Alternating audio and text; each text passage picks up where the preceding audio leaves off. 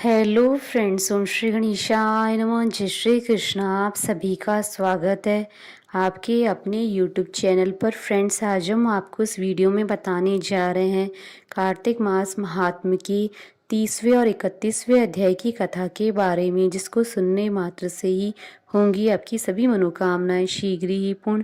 Friends, video शुरू करने से पहले आपसे रिक्वेस्ट है, अगर आप हमारे चैनल पर नए हैं और आपने अभी तक चैनल को सब्सक्राइब नहीं किया है तो प्लीज़ सब्सक्राइब कीजिएगा चैनल को, साथ ही प्रेस कीजिएगा बेल आइकन को, जिससे नए वीडियो से रिलेटेड नोटिफिकेशन आपको तुरंत प्राप्त हो सके। और वीडियो पसंद आने पर वीडियो को लाइक और शेयर जरूर कीजिएगा, ताकि सभी भक्तों को इस वीडियो का लाभ प्राप्त हो सके।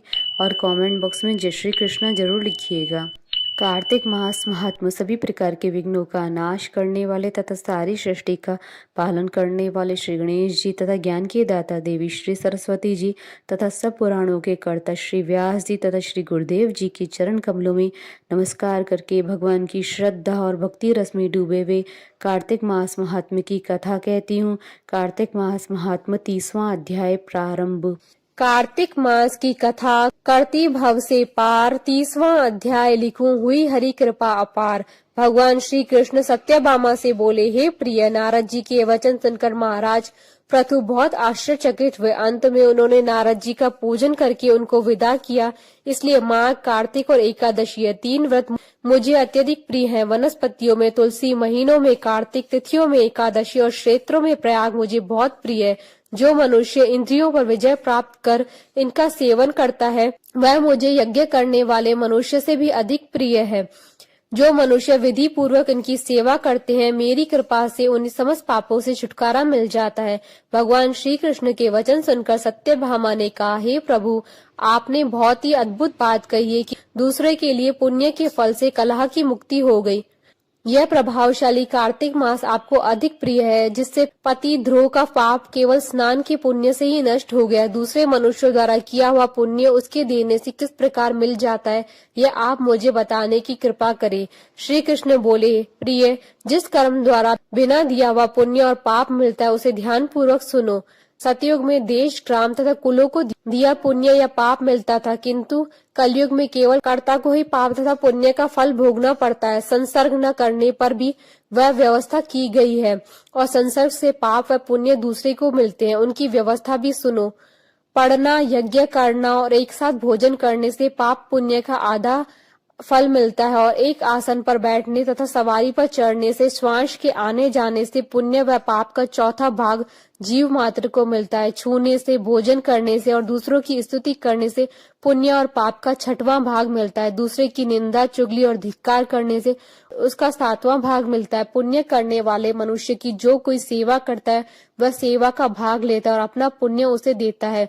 नौकर और शिष्य के अतिरिक्त जो मनुष्य दूसरे से सेवा करवाकर उसे पैसे नहीं देता, वह सेवक उसके पुण्य का भागी होता है। जो व्यक्ति पंक्ति में बैठे हुए भोजन करने वालों की पत्तल लांघता है, वह उसे जिसकी पत्तल उसने लांघी है अपने पुण्य का 6वां भाग देता है। स्नान तथा ध्यान आदि करते हुए मनुष्य से जो व्यक्ति बातचीत करता है या उसे छूता है, वह अपने पुण्य का 6वां भाग दे डालता है। जो मनुष्य धर्म के कार्य के लिए दूसरों से धन मांगता है, वह पुण्य का भागी होता है। ठीक उसी प्रकार जिस प्रकार की दान करने वाला पुण्य का भागी होता है, जो मनुष्य धर्म का उपदेश करता है और उसके बाद सुनने वाले से याचना करता है कि वह अपने पुण्य का 6वां भाग उसे दे देता है। जो मनुष्य दूसरों का धन चुराकर अपने उससे धर्म करता है, वह चोरी का फल भोगता है और शीघ्र ही निर्धन हो जाता है। और जिसका धन चुराता है, वह पुण्य का भागी होता है। बिना ऋण उतारे जो मनुष्य मृत्यु को प्राप्त होता है, उसे ऋण देने वाले सज्जन पुरुष पुण्य के भागी होते हैं। शिक्षा देने वाला, सलाह देने वाला, सामग्री को जुटाने वाला तथा प्रेरणा देने वाला, यह पाप और पुण्य के 6ठे भाग को प्राप्त करते हैं। राजा प्रजा के पाप पुण्य के षष्ठांश का भोगी होता है। गुरु शिष्यों का, पति पत्नी का, पिता पुत्र का, स्त्री पति के लिए पुण्य का 6ठा भाग पाती है। पति को प्रसन्न करने वाली आज्ञाकारी स्त्री पति के पुण्य का आधा भाग लेती है। जो पुण्य आत्मा पराये लोगों को दान करते हैं वह उसके पुण्य का छठा भाग प्राप्त करते हैं। जीविका देने वाला मनुष्य जीविका ग्रहण करने वाले मनुष्य के पुण्य के छठे भाग को प्राप्त करता है। इस प्रकार दूसरों के लिए पुण्य अथवा पाप बिना दिए भी दूसरे को मिल सकते हैं, किंतु यह नियम जो कि मैंने बतलाए हैं ये कलयुग में लागू नहीं होते। कलयुग में तो एकमात्र कर्ता को ही अपने पाप और पुण्य को भोगने पड़ते हैं। इस संबंध में एक बड़ा पुराना इतिहास है जो कि पवित्र भी और बुद्धि प्रदान करने वाला भी कहा जाता है, जिसे ध्यान पूर्वक सुनो। यह इतिहास 31वें अध्याय में बताया जाएगा। इति श्री कार्तिक महात्म 30वां अध्याय संपूर्ण। कार्तिक मास महात्म्य 31वां अध्याय प्रारंभ। कार्तिक मास महात्म का यह 31वां अध्याय बतलाया भगवान ने प्रभु स्मरण का सरल उपाय। पिछली कथा में श्री कृष्ण जी ने सत्यभामा से कहा कि कलयुग में एकमात्र कर्ता को ही अपने पाप और पुण्य भोगने पड़ते हैं। इस संबंध में एक बड़ा पुराना इतिहास है जो कि पवित्र भी है और बुद्धि प्रदान करने वाला कहा जाता है, उसे ध्यान पूर्वक सुनो। भगवान श्री कृष्ण ने कहा कि पूर्व काल में अवंतीपुरी उज्जैन में धनेश्वर नामक एक ब्राह्मण रहता था। वह रस, चमड़ा और कंबल आदि का व्यापार करता था। वह वैश्यगामी और मद्यपान आदि बुरे कर्मों में लिप्त रहता था।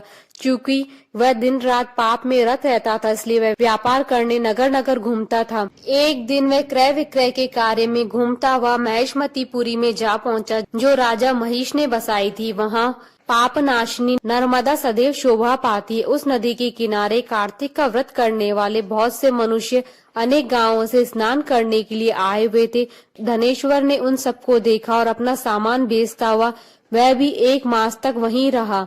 वह अपने माल को बेचता हुआ नर्मदा की तट पर घूमता हुआ स्नान, जप और देवा अर्चन में लगे हुए ब्राह्मणों को देखता और वैष्णवों के मुख से भगवान विष्णु के नामों का कीर्तन सुनता था। वह वहां रहकर उनको स्पर्श करता रहा, उनसे बातचीत करता रहा। वह कार्तिक के व्रत की उद्यापन विधि तथा जागरण भी देखता रहा। उसने पूर्णिमा के व्रत को भी देखा कि व्रती ब्राह्मणों तथा गौओं को भोजन करा रहे हैं, उनको दक्षिणा आदि भी दे रहे हैं। उसने नित्य प्रति भगवान शंकर की प्रसन्नता के लिए होती भी दीपमाला भी देखी। त्रिपुर राक्षस नाम के तीनों पुरों को भगवान शिव ने इसी तिथि को जलाया था, इसलिए शिव जी के भक्त इस तिथि को दीप उत्सव मनाते हैं। जो मनुष्य मुझ में और शिव जी में भेद करता है उसकी समस्त क्रियाएं निष्फल हो जाती। इस प्रकार नर्मदा तट पर रहते हुए जब उसको 1 माह व्यतीत हो गया, वह एक दिन अचानक उसे किसी काले सांप ने डस लिया और इससे वह विहल होकर भूमि पर गिर पड़ा। उसकी यह दशा देखकर वहां के दयालु भक्तों ने उसे चारों ओर से घेर लिया और उसके मुंह पर तुलसी दल मिश्रित जल के छींटे देने लगे। जब उसके प्राण निकल गए तब यमदूतों ने आकर उसे बांध लिया और कोड़े बरसाते उसे यमपुरी में ले गए। उसे देखकर चित्रगुप्त ने यमराज से कहा कि इसने बाल्यावस्था से लेकर आज तक केवल बुरे कार्य ही किए हैं। इसके जीवन में तो पुण्य का लेश मात्र भी दृष्टिगोचर नहीं होता। यदि मैं पूरे 1 वर्ष तक भी आपको सुनाता रहूं तो इसके पापों की सूची समाप्त नहीं होगी। यह महापापी है, इसलिए इसको 1 कल्प तक घोर नरक में डालना चाहिए। चित्रगुप्त की बात सुनकर यमराज ने कुपित होकर काल नेमी के समान अपना भयंकर रूप दिखाते हुए अपने अनुचरों को आज्ञा देते हुए कहा कि हे प्रेत सेनापतियों, इस दुष्ट को मुग्धरों से मारते हुए कुंभी पाक नरक में डाल दो।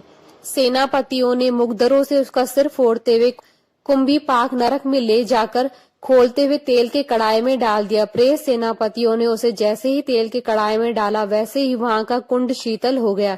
ठीक उसी प्रकार जिस प्रकार पूर्व काल में प्रहलाद जी को डालने से दैत्यों की जलाई हुई आग ठंडी हो गई थी। यह विचित्र घटना देखकर प्रेत सेनापति यमराज के पास गए और उनसे सारा वृतांत कहा। सारी बात सुनकर यमराज भी आश्चर्यचकित हो गए और इस विषय में पूछताछ करने लगे। उसी समय नारद जी वहां आए और यमराज से कहने लगे, सूर्य नंदन, यह ब्राह्मण नरकों का उपभोग करने योग्य नहीं है। जो मनुष्य पुण्य कर्म करने वाले लोगों का दर्शन, स्पर्श और उसके साथ वार्तालाप करता है वह उसके पुण्य का 6वां अंश प्राप्त कर लेता है। यह धनेश्वर तो 1 मास तक श्री हरि के कार्तिक व्रत अनुष्ठान करने वाले असंख्य मनुष्यों के संपर्क में रहा है, अतः यह उन सबके पुण्यांश का भागी हुआ है।